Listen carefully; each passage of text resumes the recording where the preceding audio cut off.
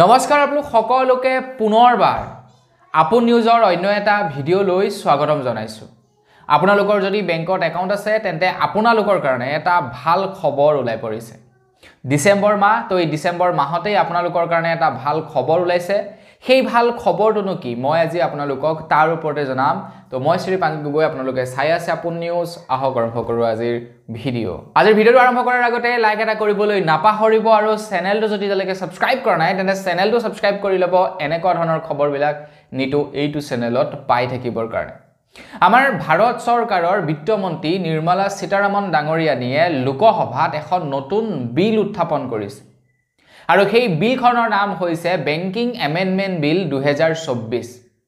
তো এই banking amendment বিলত বেংকৰ বহুতো নিয়ম সংশোধনী কৰা হ'ব বুলি জনাইছে, যাৰ ফলত নেকি আমাৰ সকলোৰে বাবে প্ৰায় 19টাকৈ নতুন নিয়ম আমাৰ ফালে ওলাই আহিব, যি কেইটা নিয়ম আমাৰ কাৰণে যথেষ্ট পৰিমাণৰ ভাল হ'ব। এই 19টা নিয়মে আমাৰ কাৰণে বেংকৰ কাৰণে সকলোৰে কাৰণে এটা গোটেই কেইটাৰ বিষয়ে আমাক বাৰু এই বিতংকৈ জনোৱা নাই, যিহেতু লোকসভাত এই বিলখন বৰ্তমান সময়ত উত্থাপিত হৈছে। প্ৰথমে লোকসভাত সেইখন পাছ হ'ব, তাৰ পিছত বিধানসভাত পাছ হ'ব, এনেকৈ আৰু পাছ হোৱাৰ পাছত ৰাজ্যসভাত পাছ হ'ব। তো পাছ হোৱাৰ পাছত সেই বিলখন এখন বিললৈ ৰূপান্তৰিত হ'ব আৰু তাৰ পাছত আমাৰ কাৰণে এই ভাল খবৰ কেইটা ওলাই আহিব। প্ৰায় 19টাকৈ ভাল খবৰ ওলাব বুলি কৈছে, য'ত নেকি কেইবাটাও ভাল গুৰুত্বপূৰ্ণ খবৰ আছে এই বেংকিং এমেন্ডমেন্ট বিলখনত। কিন্তু তাৰে ভিতৰতে এটা খুবেই প্ৰয়োজনীয় নিয়ম নিৰ্মলা সীতাৰামন ডাঙৰীয়ানীয়ে কৈছে যে এতিয়াৰে পৰা আপোনালোকে বেংকৰ একাউণ্টত প্ৰায় 4জনকৈ নমিনি এড কৰিব পাৰিব বুলি জনাইছে। এটা বেংকৰ একাউণ্টত আপোনালোকে 4জনকৈ নমিনি এড কৰিব পাৰিব। এই বিলখন বেংকিং এমেন্ডমেন্ট বিল 2014 অহাৰ পাছত আপোনালোকে এটা বেংকৰ একাউণ্ট খোলোতে 4জন নমিনি এড কৰিব পাৰিব।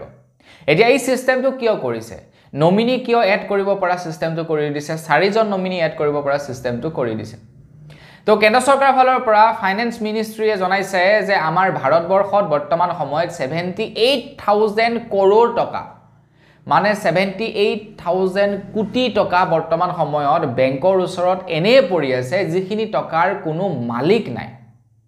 যিখিনি টকাৰ কোনো মালিক নাই, হয়তো যাক নমিনি দি ৰাখিছিলে তেখেতৰো বৰ্তমান মৃত্যু হৈছে আৰু যাৰ বেংকৰ একাউণ্ট আছিলে তেখেতৰো মৃত্যু হৈছে।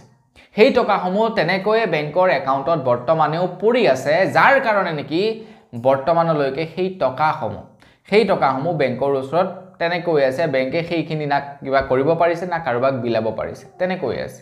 78,000 কৰোৰ টকা কিমান হ'ব পাৰে, মানে অলমোষ্ট কি ক'ম আৰু আমাৰ ভাৰতখন কিমান মানে বহু কেইবছৰ চলি যাব, কেইবছৰ নহ'লে এটলিষ্ট চলি যাব মুঠতে 78,000 কৰোৰ। এখন ডাঙৰ আঁচনি প্ৰস্তুত কৰিব পাৰিব, এখন ডাঙৰ আঁচনি ৰূপায়ণ কৰিব পাৰিব। তো সেইকাৰণে ফাইনেন্স মিনিষ্ট্ৰীয়ে কৈছে যে এজন যেতিয়া নেকি নমিনি হয় তেতিয়া কেনেবাকৈ যদি নমিনি উইথ লগতে যদিহে যিজন নেকি বেংক হোল্ডাৰ আছিলে তেখেতৰ মৃত্যু হৈ যায় তেতিয়া সেই পইচাবিলাক পাবৰ কাৰণে দাবী উত্থাপন কৰিবলৈ কোনো নাথাকে। তো সেইবাবে এতিয়া কি কৰিছে, 4জন নমিনি এড কৰিব পৰা সিস্টেম কৰি দিছে। আপোনালোকে কি বুলি কয় বন্ধুবৰ্গক এড কৰিব পাৰিব, মা দেউতাক এড কৰিব পাৰিব, গাৰ্লফ্ৰেণ্ডক এড কৰিব পাৰিব, ৱাইফক এড কৰিব পাৰিব, যাক ইচ্ছা ল'ৰা ছোৱালীক এড কৰিব পাৰিব, যাক ইচ্ছা তাক এড কৰিব পাৰিব। সৰ্বমুঠ 4জন আপোনালোকে নমিনি এড কৰিব পাৰিব বুলি জনাইছে। তো বন্ধু বান্ধৱীসকল, বাকী 18টা নিয়ম কি হ'ব সেইকেইটাৰ বিষয়ে আপোনালোকক জনাম, এতিয়ালৈকে জনোৱা নাই। যেতিয়া সেইকেইটা ওলাই পৰিব আপোনালোকক গোটেইকেইটা বিতংকৈ জনাই দিম। তো আজিৰ ভিডিঅ'ত ইমানে, পুনৰ এটা ভিডিঅ'ত সকলোকে লগ পোৱাৰ সাজলৈ বিদায় মাগিছোঁ। ধন্যবাদ। জয় অসম।